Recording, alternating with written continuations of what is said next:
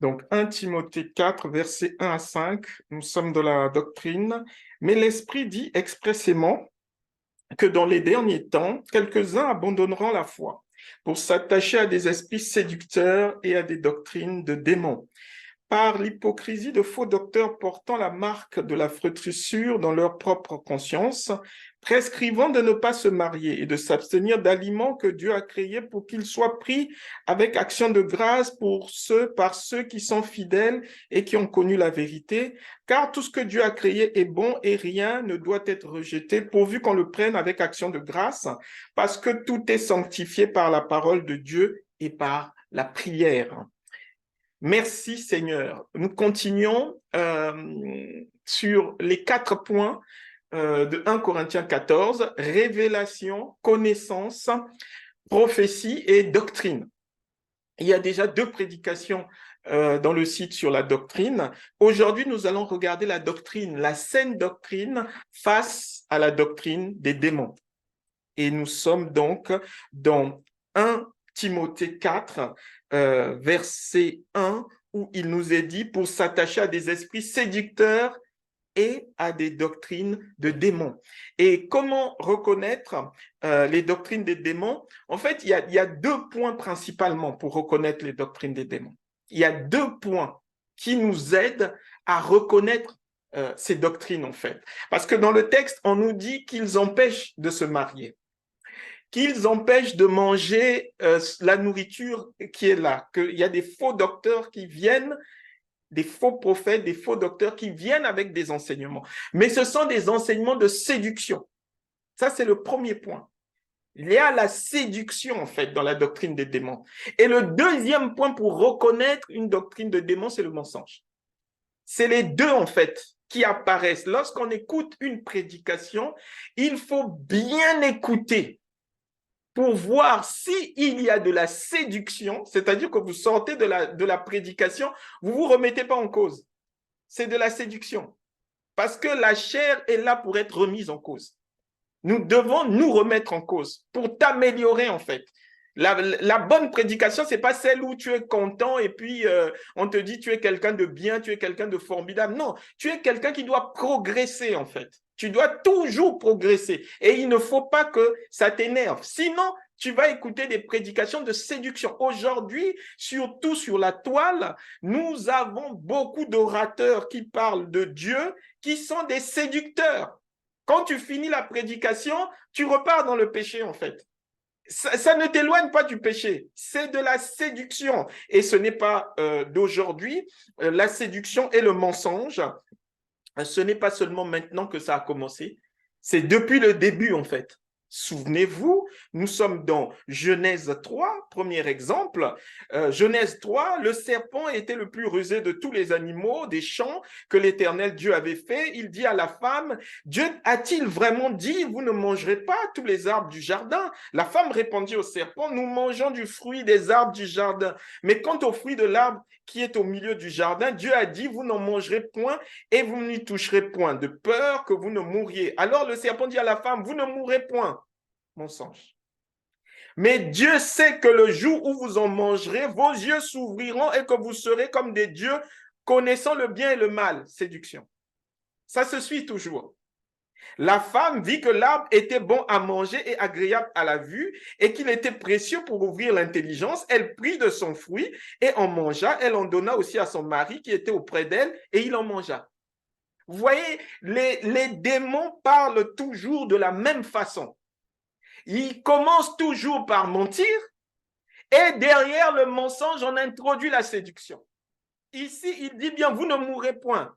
Mensonge. Mais ensuite, il va séduire en disant, Dieu sait que vos yeux s'ouvriront et vous connaîtrez le bien et le mal. C'est de la séduction. Oui, leurs yeux vont s'ouvrir. Oui, ils vont connaître le bien et le mal. Mais pourquoi sont-ils excités à connaître le bien et le mal? Séduction, tu es séduit en fait. C'est de la séduction en fait. Et ça, c'est la doctrine des démons. Celui qui a introduit la doctrine des démons n'est autre que le diable lui-même. Et les autres démons suivent la même doctrine. Lorsqu'ils se présentent, le plat est toujours mensonge accompagné directement Mensonges accompagnés directement de fausses doctrines. C'est toujours la même chose qui se produit. L'Éternel est bon. Nous avons un deuxième exemple que vous connaissez aussi, où la doctrine des démons, il y a plusieurs exemples dans la Bible sur la doctrine des démons, mais on verra aussi la doctrine des Nicolaïtes, la doctrine de Jézabel, parce que ça, ce sont des doctrines humaines. Mais là, nous sommes dans les doctrines qui viennent directement du diable. Mais le diable va aussi influencer les humains. Et l'objectif de ces doctrines, c'est de ramener quelqu'un à la chair. Parce qu'il faut descendre dans la chair. Vous voyez, le mensonge touche quoi? Le mensonge ne touche pas ton esprit. Le mensonge touche ton corps. La séduction touche quoi? Ça touche ton corps. Ça ne touche pas ton esprit. Mais lorsque ça touche ton corps, ça va toucher aussi l'âme. Vous voyez, les trois dimensions, en fait. Les trois dimensions, en fait, sont en action. Mais les deux qui sont touchés par la séduction et le mensonge, c'est l'âme et le corps. Et c'est eux qui vont emprisonner l'esprit. Parce que l'esprit reçoit ce qui est de Dieu. C'est en esprit. Quand tu dis, je suis là, il y a quelque chose qui me dit de faire le mal. Il y a quelque chose qui me dit de faire le bien. Tu vois bien que l'esprit, c'est ce qui t'appelle à faire le bien. L'âme, lorsqu'elle est mal influencée, elle va t'appeler à faire ce qui n'est pas bien. Donc, du coup, ici, ils sont séduits. Mais regardez comment le Seigneur va dévoiler encore. Parce que ce que fait le Seigneur, c'est une façon pour nous de nous montrer, en fait, que les démons viennent souffler aux êtres humains. Ils viennent parler, ils introduisent cette doctrine. Nous sommes dans 1 Roi 22. 1 Roi 22, à partir du verset 20. C'est aussi quelque chose que vous connaissez bien, en fait. Et l'Éternel dit, qui séduira Akab pour qu'il monte à Ramoth en Galate et qu'il y périsse? Ils répondirent l'un d'une manière, l'autre d'une autre. Et un esprit vint se présenter devant l'Éternel et dit, moi je le séduirai. L'Éternel lui dit, comment? Je sortirai, répondit-il, et je serai un esprit de mensonge dans la bouche de tous les prophètes. L'Éternel dit, tu le séduiras et tu en viendras à bout, sors et fais ainsi. Vous voyez en fait que la particularité ici, c'est que l'Éternel va dire, sors et fais ainsi. Mais en fait, on se dit, mais comment cet esprit impur se présente devant Dieu? Nous sommes dans l'ancienne alliance. Nous sommes dans l'ancienne alliance. Dans la nouvelle alliance, ces mauvais esprits ne peuvent plus se présenter devant Dieu. La barrière, c'est Christ. Ils ne peuvent plus. Mais dans l'ancienne alliance, Dieu va les dévoiler. Quand on lit ce texte, on se dit, mais pourquoi le Seigneur permet? C'est pour dévoiler que, vous voyez, il descend, qu'est-ce qu'il fait? Il met le mensonge sur les lèvres de qui? Des prophètes. Donc, les faux prophètes vont aller voir Akab pour lui dire, non, vas-y, tu auras la victoire. Vas-y, il n'y a aucun problème, tu vas avoir la victoire. Et du coup, Akab va les écouter. Doctrine des démons. Lorsque j'écoute les mensonges, j'écoute la doctrine des démons. L'Église ne sert à rien. Je peux prier moi-même dans ma maison. J'aurai le Saint-Esprit qui va... Doctrine des démons, c'est un mensonge. Parce que Matthieu 16 nous dit que l'Église est dans laquelle il n'y aura pas la mort. La mort n'entrera pas dans l'Église. Donc l'Église existe. C'est Jésus-Christ qui a fait l'Église. Il est mort à la croix et il est mort pour l'Église. L'Église, c'est la communauté des saints. Je ne peux pas être saint dans mon coin. 1 Corinthiens 12. C'est comme un corps. Mes yeux ne peuvent pas dire on n'a pas besoin des pieds. Ce n'est pas possible. Nous sommes un corps et c'est le corps de Christ.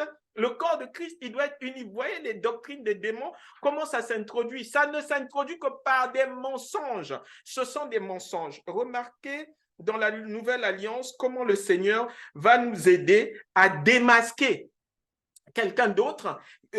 Lui-même, le diable, encore une fois, vous voyez, il l'a fait dans Genèse 3.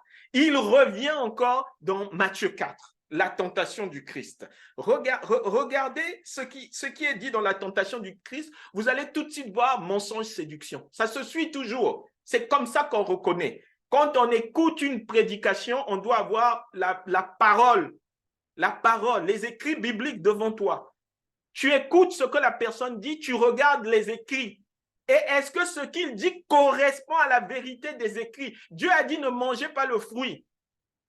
Ça, ce sont des écrits. Dieu leur a dit. Eux, ils sont venus dire, vous pouvez, lui, il est venu dire, vous pouvez manger. Mais vous connaîtrez le bien et le mal. Connaître le bien et le mal, oui, c'est vrai. mais ne mangez pas. Dieu a dit, le diable dira toujours le mensonge. C'est impossible qu'un faux prophète fasse toute une prédication sans mentir. Impossible. Parce que le mensonge précède toujours la séduction. Matthieu 4. Alors Jésus fut emmené par l'Esprit dans le désert pour être tenté par le diable. Après avoir jeûné 40 jours et 40 nuits, il eut faim. Le tentateur s'étant approché lui dit, si tu es fils de Dieu, ordonne que ces pierres deviennent des pains. Jésus répondit, il est écrit, l'homme ne vivra pas de pain seulement, mais de toute parole qui sort de la bouche de Dieu. Le diable le transporta dans la ville sainte et le plaça sur le haut du temple et lui dit, si tu es le fils de Dieu, jette-toi en bas, car il est écrit, il donnera des ordres à ses anges à ton sujet et ils te porteront sur les mains de peur que ton pied ne heurte contre une pierre. Jésus lui dit, il est aussi écrit, tu ne tenteras point le Seigneur ton Dieu. Le diable le transporta encore sur une montagne très élevée, lui montra tous les royaumes du monde et leur dit, et leur gloire, et lui dit, je te donnerai toutes ces choses si tu te prosternes et m'adores. Jésus lui dit, retire-toi Satan, car il est écrit, tu adoreras le Seigneur ton Dieu et tu le serviras lui seul. Vous voyez, il a commencé d'abord par dire, il faut transformer le pain pour que tu manges. Ensuite, il va citer un texte biblique, séduction. Si tu es fils de Dieu, si tu te jettes, le texte dit bien que ton pied ne heurtera pas le sol. C'est de la séduction en fait. Il est d'abord parti du mensonge. Séduction et il revient encore dans le mensonge.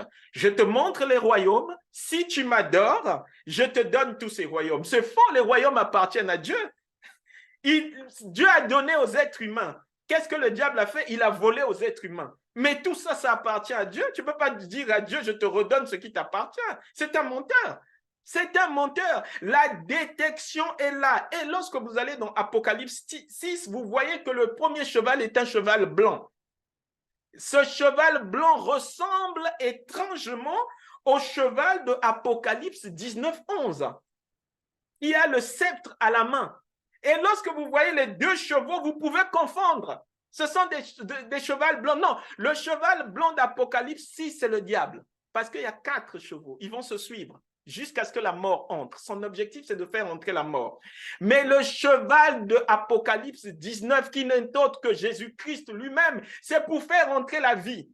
Donc, le diable fonctionne toujours de la même façon avec les doctrines des démons. Tu regardes une prédication, tu regardes un message. Ta première question que tu dois te poser, est-ce qu'il y a des mensonges dans ce message? Deuxième chose que tu dois te poser, est-ce qu'il y a de la séduction dans ce message? Est-ce qu'il y a des choses qui te séduisent? Parce que le spirituel est difficile pour nous. Tu finis le message, tu n'as pas envie de prier, tu te dis, ce que je fais est suffisant. Non, tu as été séduit. Le message qu'on vient de te dire ne te pousse pas à chercher Christ, parce que comprenez bien que nous venons ici, c'est pour adorer le Seigneur Jésus-Christ, c'est pour vivre l'éternité avec lui. Mais ce n'est pas facile en fait. Ce n'est pas facile. Personne ne peut venir dire aujourd'hui que c'est facile de prendre du temps de chanter, de prier. Non, ce n'est pas facile. Mais nous devons contraindre ce corps qui est un temple passager à exécuter ce que dit l'Esprit. Et du coup, les mensonges du diable, nous fermons les portes. Parce que le diable, il ment et ensuite il séduit. Le psaume 91 que le diable a cité, que l'Éternel ne permettra pas que ton pied heurte le sol. Mais c'est un psaume vrai. Mais il a été mal interprété. C'est ça la séduction. J'interprète mal la parole de Dieu. Pourquoi? Pour faire tomber. Pour faire tomber. L'objectif est de faire tomber. Et c'est le Seigneur qui va le redresser en disant, mais il est aussi écrit, on ne tente pas le Seigneur. Tu ne peux pas tenter le Seigneur en fait. Est-ce la volonté de Dieu que tu te jettes de là-haut pour qu'il te rattrape en bas? Est-ce sa volonté? Tu as demandé la volonté. Le diable ne demande jamais ne demande pas la volonté de Dieu. Souvenez-vous qu'il est allé voir le Seigneur pour Job. Mais qu'est-ce qu'il voulait? Qu'est-ce qu'il voulait? Il voulait que l'âme de Job trébuche. Le Seigneur lui a dit, tu touches, mais l'âme, tu ne touches pas. L'âme, tu ne touches pas.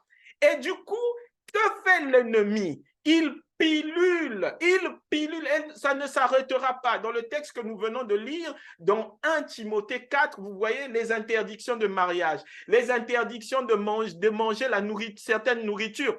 Ces choses ne s'arrêteront pas. Et on entrera dans le cycle de l'apostasie pendant la grande tribulation. Des gens vont perdre la foi. L'Antichrist, dans 2 Thessaloniciens 2, viendra avec des miracles. Mais ce sera des faux miracles, des miracles de mensonges. Aujourd'hui encore, il y a des gens qui disent le vrai miracle existe, la guérison réelle existe. D'ailleurs, la première guérison, c'est la guérison de l'âme. Le corps, ça vient après. C'est d'abord l'âme qui doit être guérie. Ensuite, le corps. Mais il y a des gens qui vont vous dire, je te guéris du corps. Mais tu ne sais pas que tu as vendu ton âme. Demande-lui qui est Jésus-Christ dans sa vie. Est-ce que vous priez le même Dieu? Et de quel Jésus il parle? Parce que ce sont des menteurs. Ce sont des menteurs. Lorsqu'ils interprètent la parole de Dieu, c'est une parole interprétée avec séduction. C'est une parole interprétée avec séduction. C'est-à-dire que le chrétien ne fixe plus Jésus. Si vous fixez quelque chose d'autre que le Seigneur Jésus-Christ, cette prédication ne sert à rien. Si je ne présente pas Jésus, ça ne sert à rien, c'est de la séduction. Je dois présenter Jésus-Christ parce que c'est de lui que viennent toutes nos grâces. Il n'y a pas un nom au-dessus de Jésus. Nous sommes ici pour glorifier le Seigneur Jésus-Christ. Nous ne glorifions pas une religion, un personnage, mais que toute la gloire revienne au Seigneur Jésus-Christ. J'en appelle à la bénédiction qui vient de lui, qu'il nous permette de garder les yeux fixés sur lui, fixés uniquement sur lui, à lui la gloire. Au début, on vient à l'église parce qu'on veut des bénédictions, mais en grandissant, on comprend que la bénédiction, c'est Jésus. Je viens pour Jésus. Je ne m'attarde plus aux choses de la chair parce que s'il faut transformer le pain, il faut transformer la pierre en pain, ça, c'est pour le ventre. Mais le ventre passera, l'abdomen passera, ça ne restera pas. Ça ne peut pas entrer dans l'éternité. Le corps que nous avons ne peut pas entrer dans l'éternité. Il faut qu'il soit transformé à l'image de Jésus-Christ. Et les mensonges du diable cesseront dans nos vies au nom de Jésus. La séduction du diable cessera dans nos vies au nom de Jésus. Tes temps de prière, tes temps de lecture biblique, toutes ces